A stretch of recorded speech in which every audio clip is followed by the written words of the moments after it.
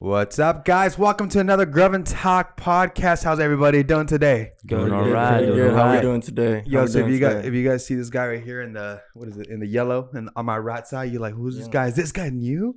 Nah. He's our special guest. He's actually the guy that's responsible for our good-looking hair. Well, I haven't been. Not right now. I have to go get a cut. Damn, bro, we lacking it on you. We're all a little busy. It's all good. Yeah. How you been, bro? Pretty good, man. It's nice to see all you guys. How you guys doing today? Good. It's funny because we're like, we have never like been in a table, but someone's always on the chair and you're in the back, hitting it up. Yo, homeboy be taking like an hour and 20 minutes, giving you that good cut. Yeah, man. It's all about the service, man. All about the attention. Isn't it? Because every time like we go, it's like an hour or something. Sometimes with this was like 2 hours. But does anybody ever complain like, yo, you take too long on my hair? No, not really. For most part, most of my consumers I like to call them my clients, my family. They're pretty like-minded and they know how work can be. They know that I give my best attention and it's never really about the timely manner because I'm more efficient on the attention and on the service than trying to be on the time. Obviously, time is money, but at the same time, I'm trying to establish a friendship with you guys more than just trying to get your money. If that makes sense. Yeah. Because, if I really want to, I can just take 30 minutes on your guys' haircut and bang it out. But in reality I'd rather get to know your hair because to start off, I like to think of it as an art. And I like to tailor that, So at the end of the day. Yeah, dude. And I'm for cutting you off. But yeah, I see that because as soon as we get to the chair, we don't even say like, what do we need? We just like starts fading you up and you know what you want. You already know the hair. Yeah, consultation is everything. Honestly, I think that's what separates a lot from the barbers. You have to educate your client that not everyone's head is the same. Not everyone's hair is the same. So you got to kind of break it down for them because you guys have a naked eye and you guys can only see from face forward, but you guys can't see from around. Right. So it's a different perspective. Yo, you think like these keys are like important in haircut? Knowing knowing your craft, knowing how to listen, and knowing how to communicate to your customer, or what? Yeah, you have to go very profound with it because at the end of the day, when you educate them, they look at you for advice before going to the doctor. What do you mean educate them? Like, you have to educate them. For example, if they have dandruff, or if they're having flaky hair or itchy scalp, you can just start asking them simple questions like, are you guys taking hot showers?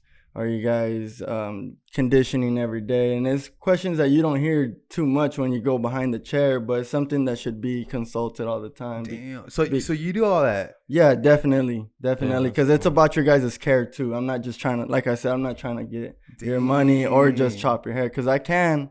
But at the end of the day, it's like 15 minutes you got. I can. Is it true though? Is it true like that? I don't know if it's a myth or but the like expensive haircuts versus like the $10-15 haircuts, is that shit true? Look, man, I try not to be biased about that because honestly it works for everyone and there's enough for everyone to eat. I think the difference between charging different prices is just the attention. Once again, like I said, it's the service you get. You're just gonna sit down, you're gonna tell them what it is, and if you're not accurate with what you tell them, you're pretty much screwed because they're on a timely manner. For example, franchise corporates like Supercuts and all that, they're on a timely manner. They need to get it done within a certain time because if not, they can get written up, possibly even terminated. What? So I didn't even know that. So now, like, Supercut just like, fuck your customer. We just want the money. It better be under 20 minutes. If he says I want like a sick ass fade, you give him like a whatever fade. Time is money. Some people, to each its own. Some people like being on the chair no more than 30 minutes. They just gotta go. And there's people that can give you a great haircut under those 30 minutes. But at the end of the day, there's no connection right there. Right. I'm just gonna say what's up, hey, whatever. Bam. But most of the time it doesn't feel too grateful, at least to my personal opinion. I feel like because when I first started like going with you, Well, excuse me, these foods, you started first going to them and I did. him, and then they started following. Yeah. I mean, you've been at what, like 4 or 5 different shops, and we followed. Yeah, it's been a journey, man. It can fluctuate, but that's the beauty of being a barber, hairstylist, solely an independent contractor. What do you like being called, a barber or hairstylist? I'm a barber, Barber man. Lupes, bro. What about hair whisperer? Ooh, dude. Barber Lupes, the hair whisperer, coming to you You can live. see him update his IG right now. Call me Dr. Snips. Yeah, cut. Yeah, man. Dr. Snips. Yeah, man. Yo, who's the most famous person you ever cut up? Man, you know what? I don't think I have cut up anybody that prolific, but there are people that are well connected, I would say. And to me, those clients are just as famous as the celebrities, you know? Oh, so you never like cut up like an athlete? Yeah. Oh, yeah. Some dudes that own a podcast that do it every Saturday Before in the morning. hey, time is money, you know. Honestly, before I even started cutting hair, I pursued soccer, so I'm very intrigued with sports, especially soccer. So I have a few buddies that are out there in sports. I heard you have good taste in soccer. What's your favorite team? Oh man, Barcelona. Oh man, look at that. That's great taste. Sorry to break y'all heart. Just because of that, y'all gotta go to this man's shop and get your haircut. He has good taste in a team. That means he has good taste in cutting your hair. No, but you're saying so you have like I have some very good friends that are playing right now, professional, and I cut their hair every time I get to see them whenever they get to come back home. So it's kind of similar, but I mean, at the end of the day, it's a little surreal.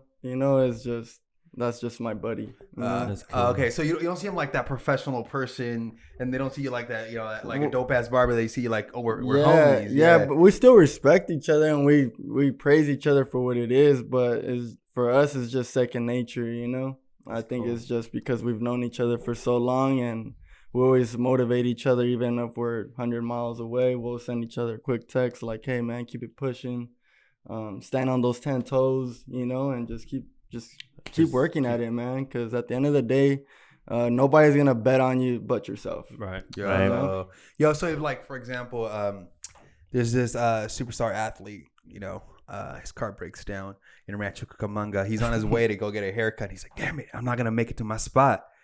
You know what? Let me Google up this quick. Oh, he finds your shop. He goes into your shop, gets on your chair. Do you feel like it's different pressure because he's like superstar athlete or a famous person? Obviously, I'll be a little starstruck. I'm not gonna be like selfie. What's up, bro? I'll be like, "Yo, what's up, man? I need to get it going. Let me get a quick selfie, real quick. Come on here."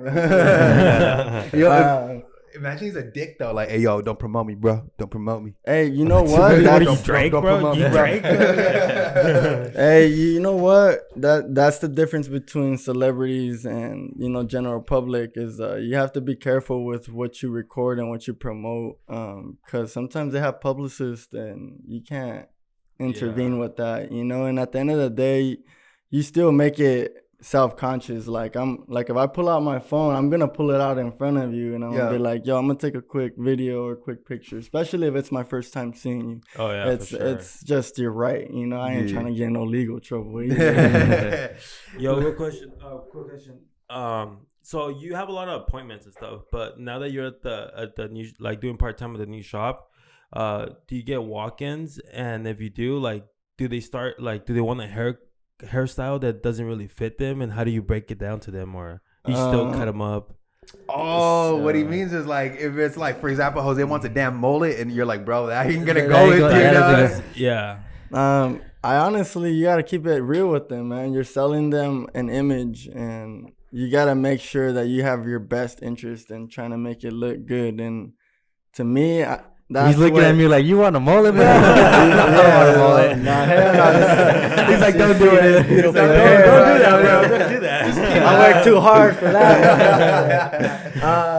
No, honestly though, that's where my care comes in, and that's where genuine attention and value comes in, because at the end of the day, I value you as my client. So if it's something don't look right, I'm gonna tell you, but I'm gonna be like, at the end of the day, it's your choice. I'm gonna show you a picture of what it looks like. But at the end of the day, I have to tailor it to your head, you know? So maybe somebody's haircut will be more narrow than others. Yeah. But that's just what you have to deal with. Sometimes you have to embrace what you got and try not to fight the funk, man. I be hearing. So he's going to show you a picture of Billy Ray Cyrus when he was playing Hannah's dad, bro. Or we can do the Joe Dirt. Joe. Yeah, that's true. Drop it. Yo, dude, what was the first time you, like, fucked up on somebody's haircut?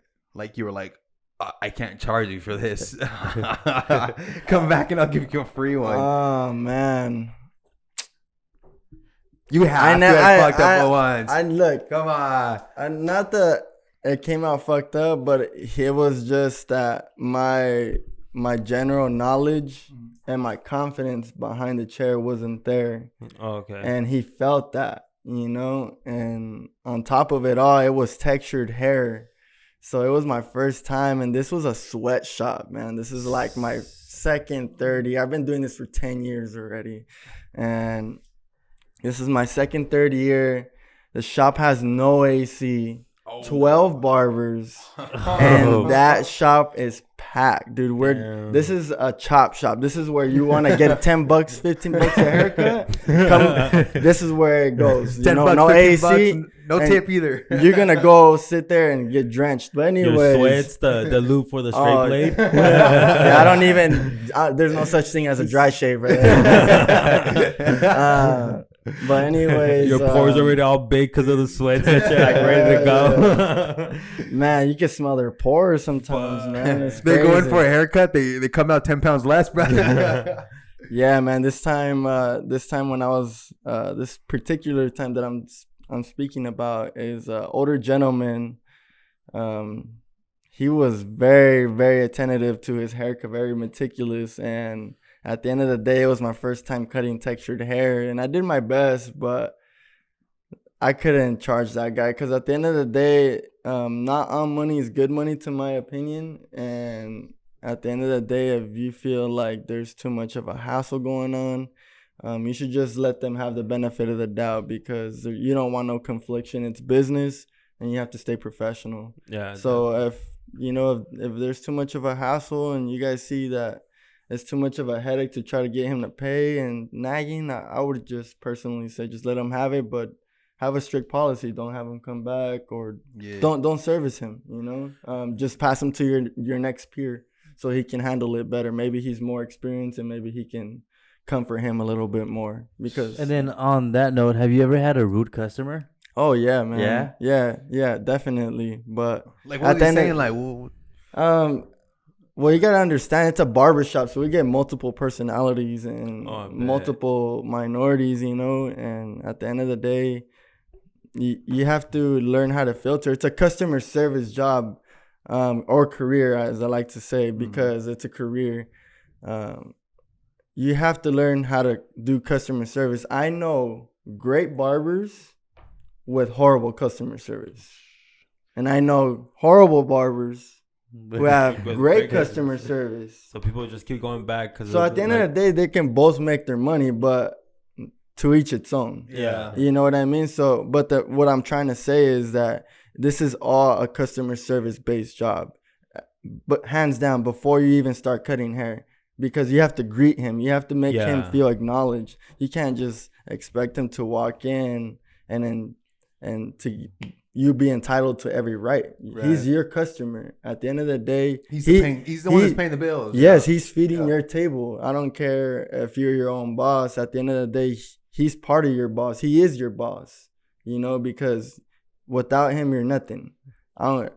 You can go to any shop and make it happen, but your customers is what makes that shop. Yeah. You know, so whether he's coming in rude or not, you got to learn how to change dialect and try to reason with them, because at the end of the day, they don't know any better, and they're just they just see whatever you're putting out. If you put out a good image on a shop, you can't expect everyone to have the same standard or the same approach. But that's what makes a barbershop. Right. It's adverse, you know.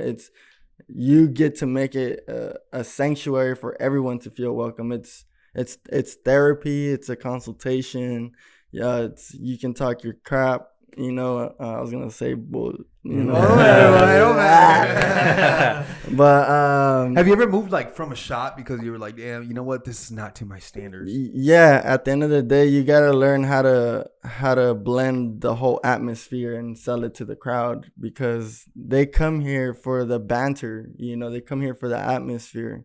Sometimes that's what they need after a long day. They can have a very, very long day, and when you come in, I'm gonna say, hey, what's up, man? You want a beer or you want something to drink? You want? We got snacks in there because we like to have snacks or drinks. Nothing major, but something as a courtesy just to enlighten their day and make them feel like, hey, we're thinking about you guys. Every time I go, I get those 805s or Coronas or Modelos. Yeah, we have Gatorades, we got waters, all that stuff, because we also got kids. We have to keep it family oriented too. Kids matter. Kids dude, matter. one time I took I was babysitting at the time. He was like 5 months. I was babysitting my kid.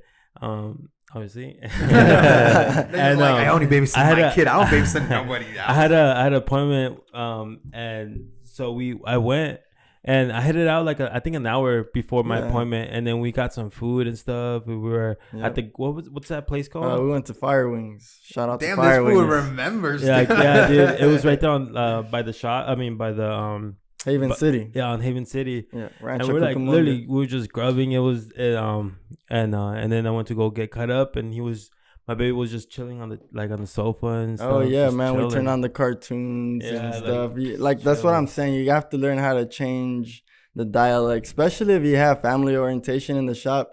That's like guy code right there. Like everyone has to tune in right there and be generous. Sometimes some people are not gonna be too considerate, but at least you can try to monitor it a little better, because at the end of the day, you're trying to make everyone feel welcomed into the shop. Unless you're trying to provide a grown man atmosphere, then you'll be able to tell the difference because you'll see it more explicit content and more explicit atmosphere. Yo, what like for example, what does it take to take like a $40 haircut to charge $200? It's just convenience, honestly, because that's why those people charge that much. It's all convenience. Most of the time, they're working around your clock, and they're bringing it to you. Whether that's a mobile haircut or at a studio or at a barber shop, most of the time when I hear that happen, it's for a very good demand, and sometimes it's just about supply and demand, and time is very essential. So that's why they pay a premium to actually get that done. Of course, at their time. Yeah, of course. At the end of the day, everyone has their own set rates, and it works for all of them. That's why I don't have nothing against people who charge $10-15, because I was there and I made it work. I bought my own car, my first car actually. I got my first few accolades just charging $10-15. So you start off, but at the end of the day, it's about working smarter and not harder. At least to my own preference, but I know people who just like to bang them out in 30 minutes, 20 minutes, and they make a very good living, man. So it's not to sit here and say that the $200 rates is living better than the other guys. It's just that they're working smarter and more time efficient, because they're dedicating more than an hour or about to you, and they're gonna try to do the most they can. They're gonna take care of you. And at the point also, I think it has to do a lot with like branding themselves. You know, like sticking out and like. Well, when people start raising their prices, don't believe it's because they're big headed. It's because they have that much demand. Right. Because what are you gonna do when you have 200 people knocking at your door and you're charging $15? Yeah. How are you gonna fit that in? You know what I mean? Like, so you got to raise it up. You have to raise it up, and it's not to be contradictive. It's just because your time is becoming more valuable and more demanding. So you have to diminish some of that. No, yeah, I see that. Some of those time differences, because otherwise you're gonna be going home very stressed, very overwhelmed, and overall you could probably put a bad name in your taste because you're not coming through. They can be very aggravated because they can't sit in with you, and at the end of the day, if you raise your prices, then that's when people are like, okay, well, I'll pay a little bit more because I want that. Yeah. So that's what that is. Most of the barbers, stylists, whoever, they charge more than the average, it's because they've already been at it for so many years and their time is very essential. And overall, they probably got something waiting for them back at home or at business, and they still got things to do. So they have to make it work just like everyone does. Yo, so if like an upcoming barber, you know, or he's been at it for a couple of years, how has your mindset changed over the years of like, you know, starting out working for somebody, then, you know, going like 1099 and then ultimately owning? Honestly, it's a big research that you have to do for yourself because all shops operate different. They either operate commission or you lease your chair. But I would say it changes your mind because at the end of the day, there's not too many guidelines out there on finances for us. And it's not something that's advocated too much because our money is very recyclable. We can make up for the money we spent on the next cuts, and it could be a bad habit. So when you start to actually monitor and budget your money, you start to realize that even the smallest money you start to charge or make can actually stretch a long way. And at the end of the day, we live in the United States of America where you need to have your credit and you have to have overall just some kind of asset or something to show for, because if you can't have nothing to show for, you're going to be paying out of pocket most out of the time. And not everyone has the luxury to be paying out of pocket. That's true. And overall, I think one day everyone wants to own their own house or their own business, whatever that is. And you need to be able to back that up with what matters most in this country, which is black and white on paper. You know, it's all about the print, you know. So if you don't have that on print, it's going to be very challenging for you to go up to a property management and be like, hey, I need a business, and be like, hey, well, I need to see proof. You can be like, hey, I have $30,000, you know, and here you go. And they're going to be like, okay. But if property management wants to look in how you got that money, or, you know, insurances want to see how, you know, everything's generated, they can have certain policies where they require that print. Yeah. And that's what's going to hinder you, you know? Yo, there's a lot of like, not just barbers, but a lot of people in different fields that don't want to mentor like upcoming people because they're scared that once they mentor them and they can potentially get good or even better, they'll take their business. Is that something you relate with, or you're like, you know what, somebody taught me kind of thing? I'm gonna pay it forward too. I'd like to approach everyone and tell them that they have to remain coachable, because the industry is always trending. That's what we rely on. We have to always keep up with the trends. As you see, retro haircuts are coming back, long hair is coming back. Everyone no mole, Juan, no mole. That shit out, bro. That shit out. Might as well, right? Hey, Juan and only, he should get a mole. I think it'll fit him. Dude, perfect. I'm having youngsters coming up to me and asking for perms. Oh, color, you know. And barbers, there's always this stigma where we just use clippers, and it's not. We have the same abilities as most stylists. Difference is, you know, we can just use a razor and they can't, and we can't mix colors. But they can, you know. But other else than that, I mean, we can. Well, that's the difference between a stylist and a barber. Yeah, that's the only difference. But you can take an additional hours and certify for that, and it would be under your license. You know what? I remember when you wanted to be a barber, but there was like a bitch ass waiting line. Oh yeah, dude. In order for me to get my classes, it was like 11 months from that day. Yeah, because most of the time those are like programs that get assistance. Most schools, they're pretty expensive, man. Let me tell you, when I first got into barber school, my tuition was $22,000 in a beauty school. You know, and that's a great investment, dude. Right? What the fuck? For welding, like your first class is like 10 grand. You know, the tuitions can start off easily like at $8,000 to $10,000, but that's like transaction money. Like you need to pay that forward. You need to at least give them that down like $1,000, $2,000, and then you're giving monthly payments of at least a couple hundreds, you know. So it could be very expensive, and since we're not accepted into corporate America yet, we're not really considered a job. It's very contradictory to get assistance like financial aid like many other trades, because you have to pay out of pocket. Right. You know, it's a trade. It's a trade. So it's more challenging to get assistance on that kind of stuff. That is crazy. But I mean, it's probably going even up more because like now becoming a barber is very trendy. Yeah. A lot of people, like everybody and their moms is like barber. Oh yeah. Well, we're selling confidence, man. Like, what's not better than contributing to your own community and making them feel good, you know? Like, It doesn't get oversaturated though.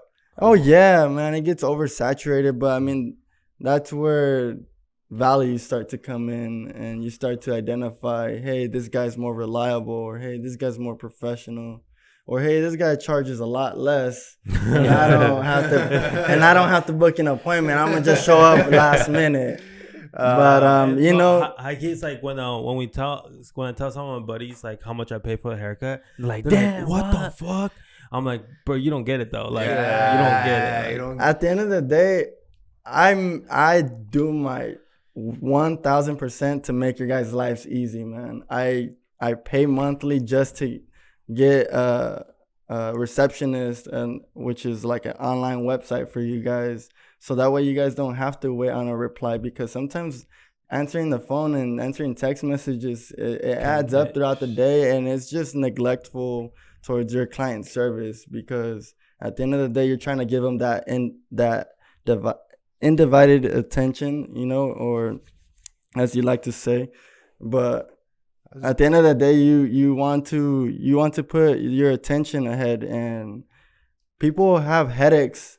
Like, hey, I pay $15 or $20, but my barber's always late, or he don't show up. Wow. Or don't show up. Hey, bro, so I was at your chair for like 30 minutes and you didn't show up. And then I waited for an hour. You didn't. And then you took your friend in front of me. You know, like, it's those kind of common problems, and I know everyone can relate to that. Yeah. They hear those. That's so crazy. When I charge $30-$40. That's because I'm putting you as a priority. There you go. That's all I do. Priority I don't do anything else. I don't want to be hanging out with my friends. I come here to work, you know, and I treat that as a priority. Yeah, well, we're going to close this out. Lupe, real quick, plug in your Instagram and your shop name and where they can find you.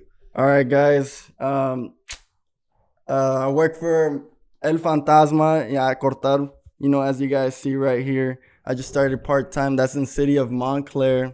It's a new shop. It's very, very trendy, very good atmosphere for my gente out there, for my paisanos. Anybody who wants to come and experience the Mexican culture, it's a very, very good shop. Other than that, I also have my own private studio, and that's in the city of Rancho Cucamonga.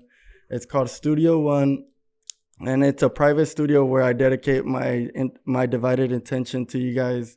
And it's about closely to like an hour service, so it's more of a pampering service, I like to say. That it is. But that you guys can find me on my Instagram on _Barber Loops.